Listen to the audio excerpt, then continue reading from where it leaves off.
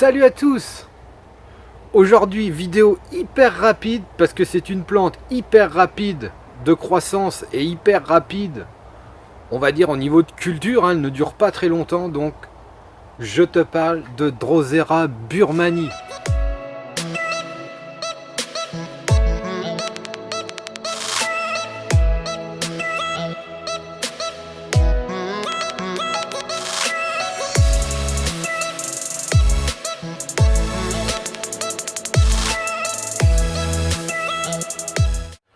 Donc Drosera burmani, pour te faire une petite situation, que tu comprennes bien encore ces acclimatations au niveau des cultures. C'est une plante qui s'éparpille, on va dire, quand vous regardez une carte mondiale au niveau France, parce que tout le monde n'a pas la même carte mondiale, hein.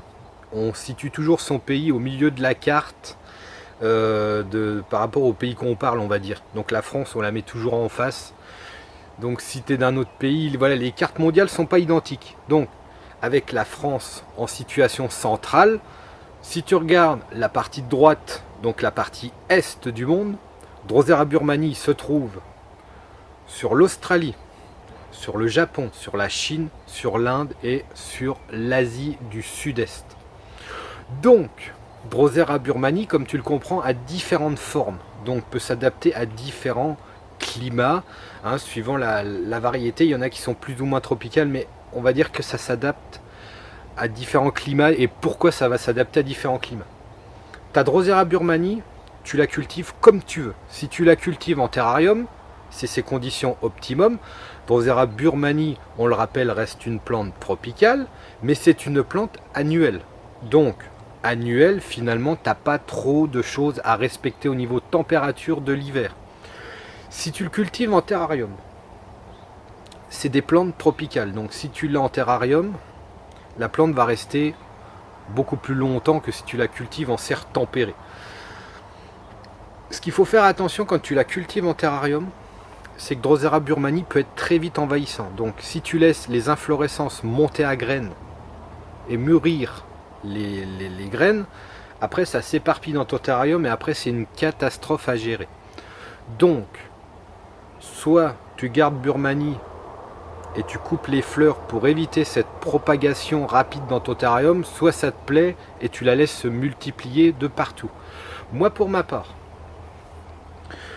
j'ai décidé de lui donner ses vrais cycles naturels, hein. Donc en étant en vrai cycle naturel, ce qui se passe à l'heure actuelle, c'est que j'ai ressemé Drosera burmani en aquarium avec plus ou moins une fermeture au-dessus dans le terrarium tropical. Donc ce qui fait qu'il n'y aura que cette plante dans cet aquarium semi-confiné, si je puis dire. Elle va faire sa croissance, elle va monter à fleur, les graines vont être balancées dans les quatre coins du petit aquarium et ainsi de suite, ça repousse comme ça tout le temps, tout le temps, tout le temps. Voilà pour avoir son climat, on va dire son cycle naturel. Après, Drosera burmani, je l'ai toujours en serre tempérée en fait. Elle arrive, voilà, elle vit sa vie dans la serre en fait finalement. Il y a eu des moments où je devais avoir des plantes et puis bah ça s'est éparpillé, donc j'en trouve au pied des sarracénias bien souvent et au pied des dionnées. C'est là que ça pousse en général le mieux. Peut-être parce que c'est des substrats qu'on touche pas réellement sur l'année, hein. Vous savez, quand c'est des sarracénias, quand on les rempote, on va pas vraiment passer au karcher, on va dire, si je puis dire, le rhizome. Donc il y a toujours de la semence qui va rester collée. C'est pas comme un Drosera qu'on rempote, qu'on arrive à changer tout le substrat. Et que les graines sont logiquement mis à la poubelle avec le vieux substrat. Donc, pour ma part, voilà ce qui se passe. C'est dans la serre tempérée. Vers l'automne, tu as la montée à graines. Ça passe l'hiver dans la serre comme ça, ni vu ni connu. Et qu'est-ce qui se passe?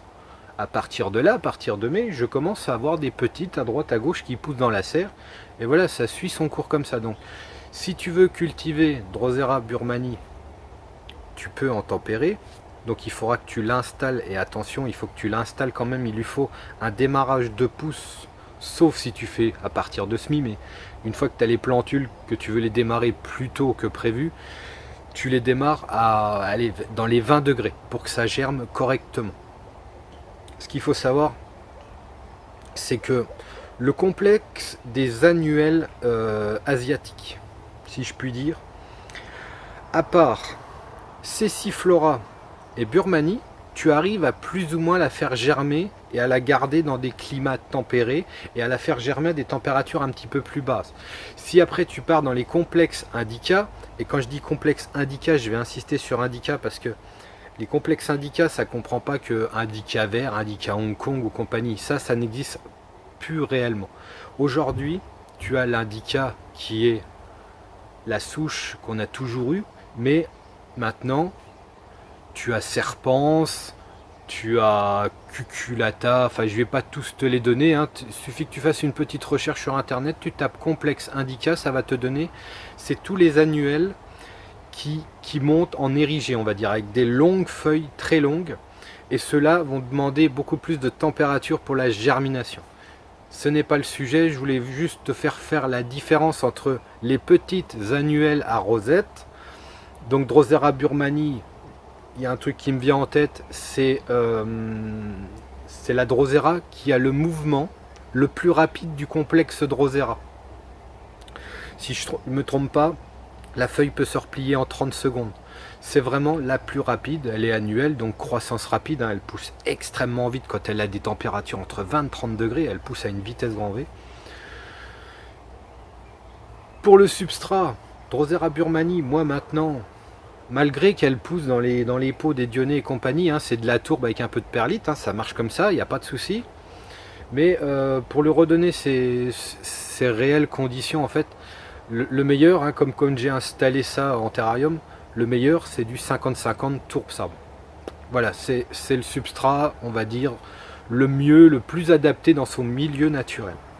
Les Drosera burmanii. Les Drosera burmanii, il n'y a pas de fécondation à effectuer sur la fleur. C'est des fleurs auto-fécondes. Donc, tu fais monter à graines, tu coupes ta fleur, une fois limite sec, hein, on ne coupe jamais des fleurs avec des fruits verts, il faut bien attendre que ça prenne une couleur marron clair, hein, je vais insister là-dessus. Sinon tes graines ne sont pas mûres, ça ne sert absolument à rien de les garder, elles ne mûriront pas dans ton sachet.